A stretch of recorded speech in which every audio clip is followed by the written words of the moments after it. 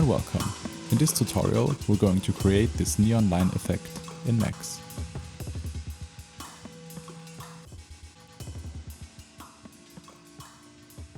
So, new Max tutorial. What are we trying to do today? The idea is to turn an input video into glowing lines on the screen using jit.gl.mesh and then some jit.gen codebox. The tutorial consists of 3 parts. In the first one we will create the line grid using jit.gen codebox. In the second one we will implement the line distortion, so we will distort those lines according to the input video. And in the third part we will use the color from the input video to color the lines and also use jit.gl path to create the glowing effect. Okay, I'm starting with a jit world here. I have a jit.p window so we can see what we're doing, and this is my input video. First, starting with the line grid, I will create a matrix object for planes, float 32. Let's say this is 200 by 50 for now. Also, I'll say a depth 0.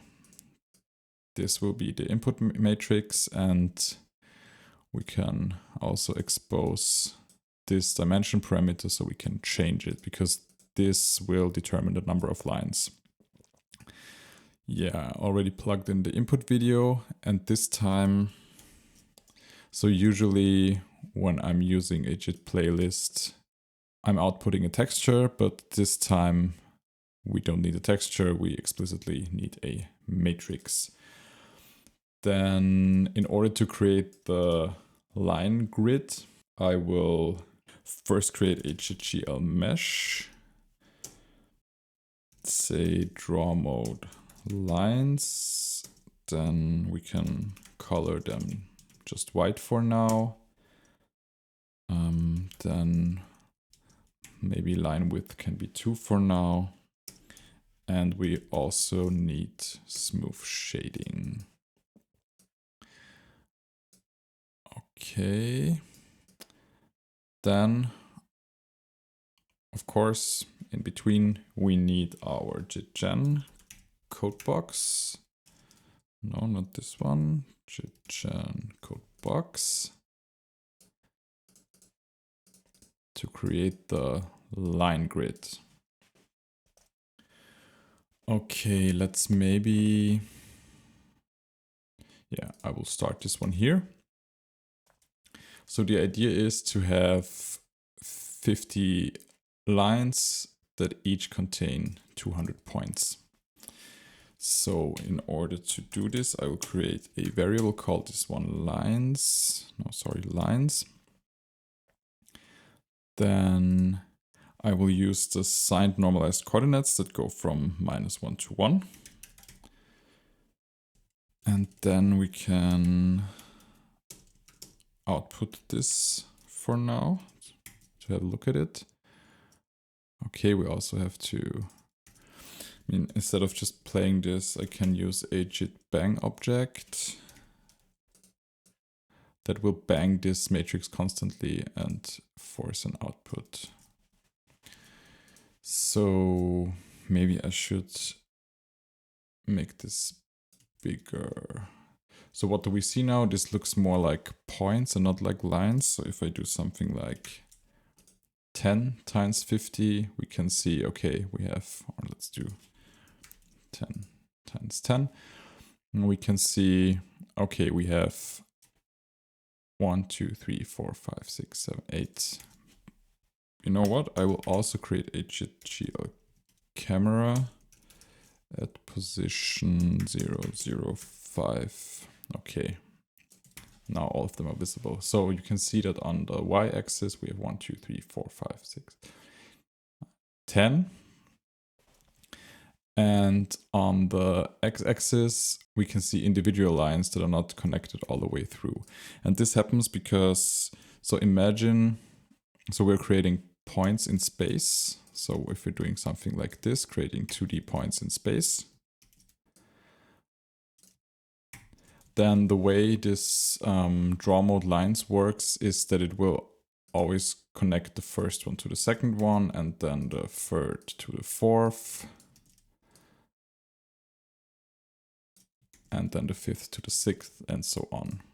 So this is how we're connecting them.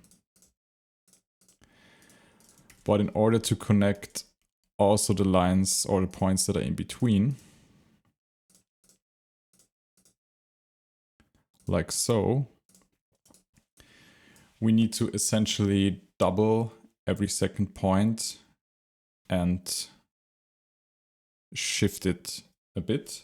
So in order to do this, and then recombine it to a new matrix. And in order to do this, I will create a jit.gl, another jit.gen codebox object. And the idea is now essentially to duplicate these points and these points, then they get connected automatically, and then we have something like this. So yeah, I hope this gets clearer once I implement it. So let's try that. So we will use a jit multiplex object,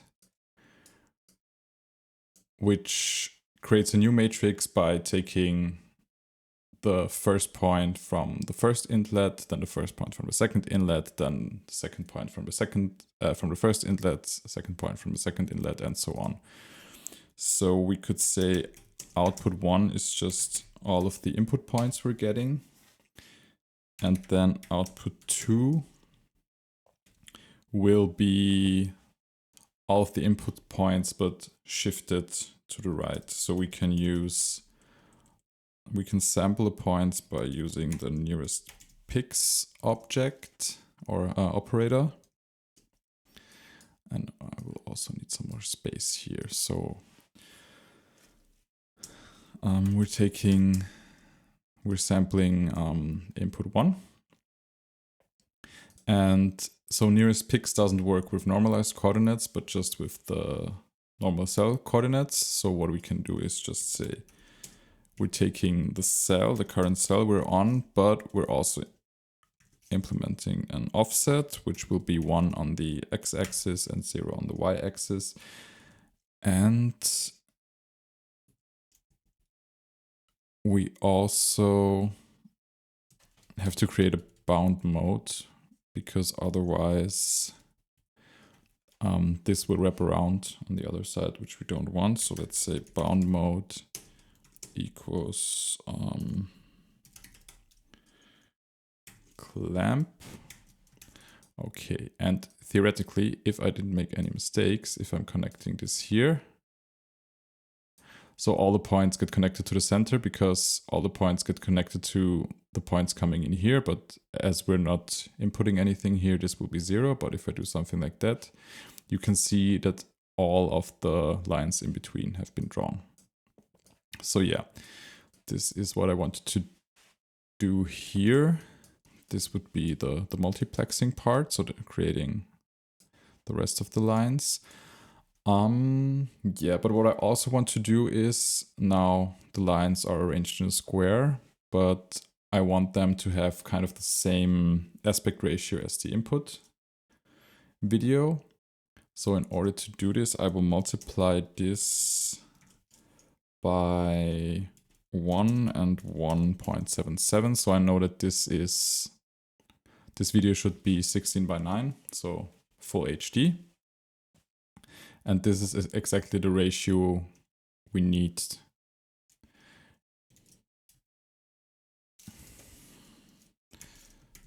We have to divide this and then also multiply this. So I want this to cover the whole screen. So let's see, multiplying by 2, by 3, by 4. No, this is too much. So 3, 1, 2, 3, 4, 7, 8, 9, 10. So maybe 3.5.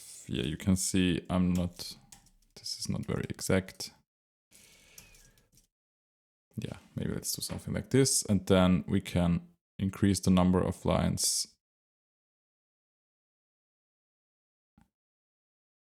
by increasing the Y component here. And if we increase the dimension on the X component, nothing really happens, but we will have more points to distort later on. We will see what that means in a minute. Okay, so we created the points. Now we can, I guess we can distort them according to the input video. So in order to do this,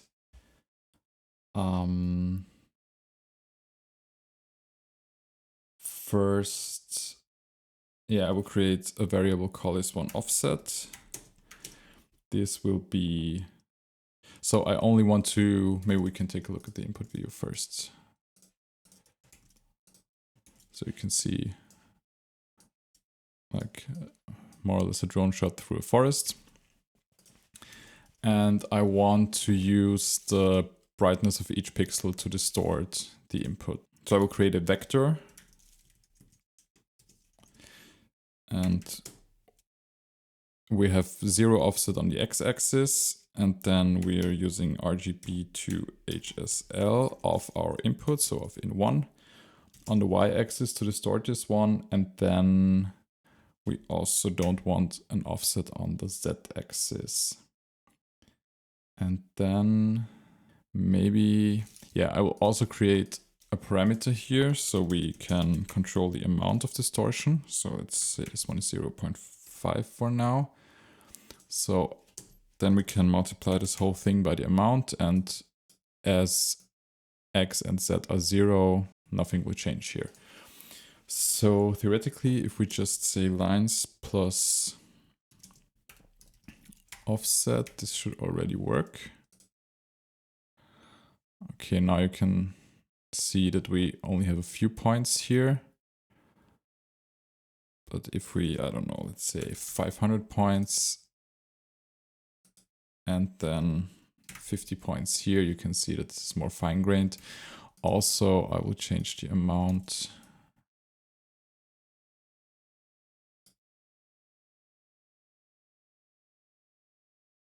But I think taking a look at this one, yeah, so the distortion, so the image is on its head, so we have to turn it. In order to do this, I will just create another variable, call this one pick in. And then, yeah, just again, sample the input. So nearest picks, input 1.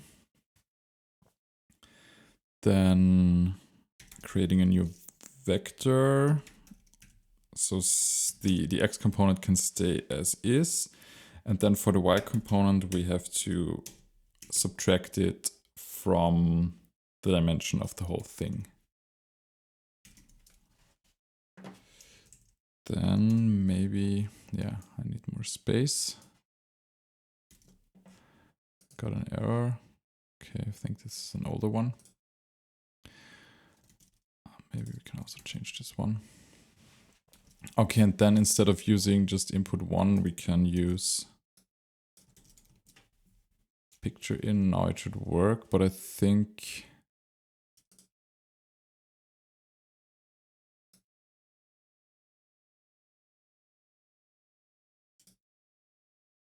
yeah, I think this last row should belong up here. So let's also subtract 1 here.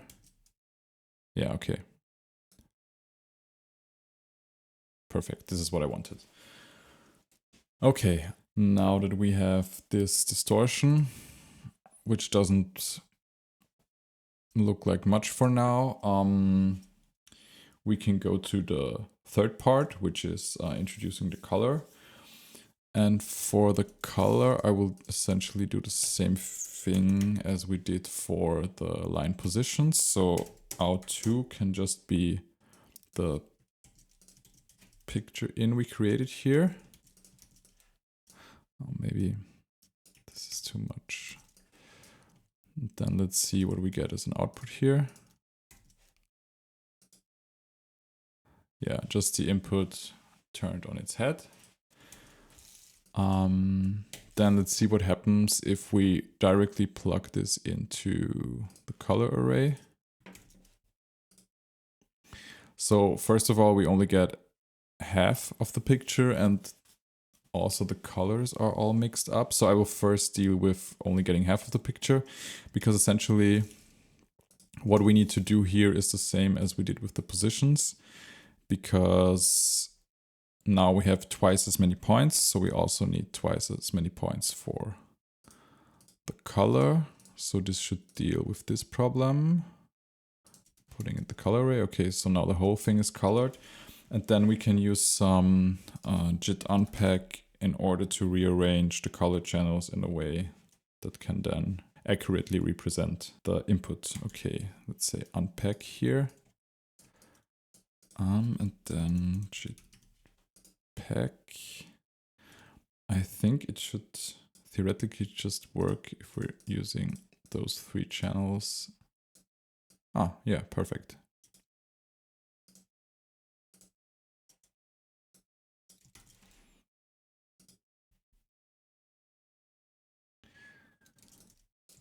Amount is still too much, I think.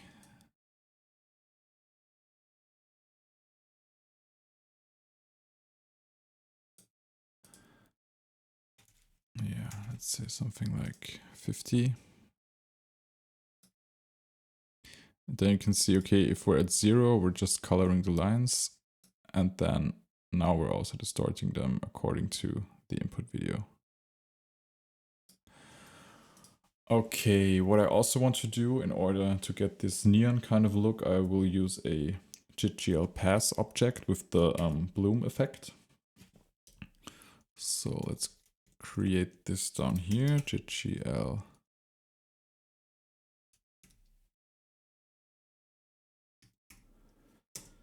Pass, then at fx name, what was it? Bloom HQ. Okay, something is already happening. Let's change some parameters. The amount is probably a good idea. White point. What else could we change?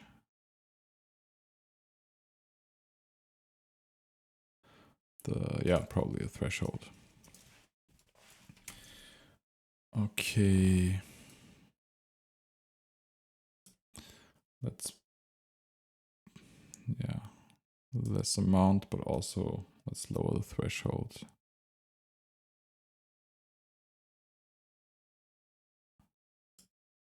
Yeah, why not? Something like that. And then there is this neat trick where you can just click on this triangle, go to transform, change attributes to arguments. Then I can get rid of this, and then this thing sits down here.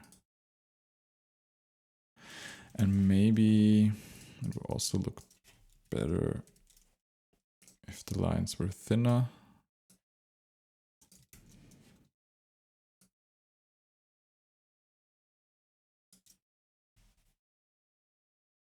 So now this is very boxy. What might look nice is if we, first of all,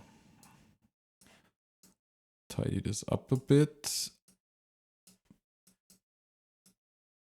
Like so, but that's not what I meant. We could use a jit slide. And then, I don't know, slide up 5. Slide down 15.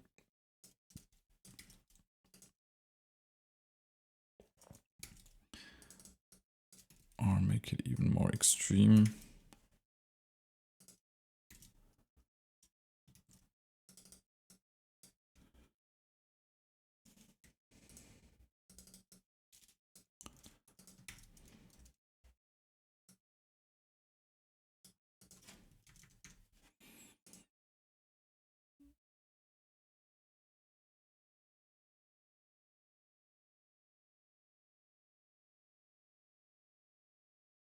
Oh, and I just realized I made a crucial mistake, because here I'm saying RGB to HSL, but I'm just taking the whole thing and not just the brightness. So in order to access the brightness, which is kind of crucial, we need, because I was just wondering why this is looking different than expected, but we have to use the Z value. Okay, so now it's doing the thing.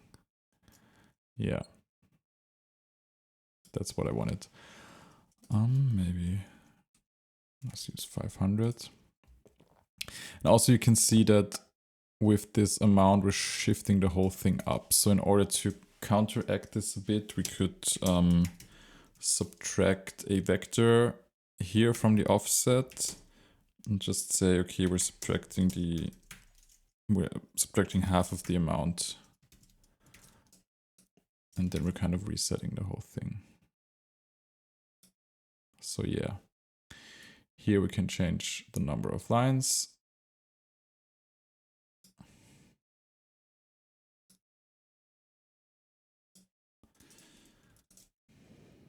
But I think 50 look very good. Yeah. Yeah, so this is, I think, it for this video. I hope you found this useful and thank you for watching.